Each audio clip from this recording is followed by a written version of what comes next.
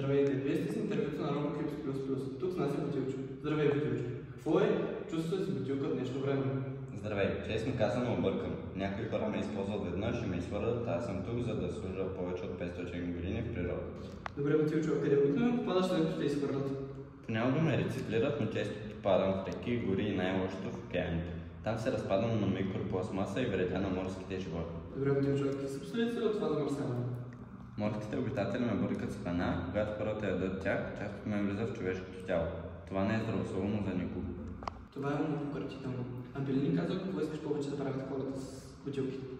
Да използват по-малко пластмаса за еднократна употреба, да рециклират правилно и най-вече да ми дадат втори живот чрез повторна употреба. Добре. Бутилчо, какво е твоето послание към всички тези, които ни гледат? Аз не съм враг. Хората ме създадаха, но ако ме използват отговорно, мога да бъда полезна, а не опасна. Тук си много прав. Благодарим ви, че бяхте с нас. Довиждане и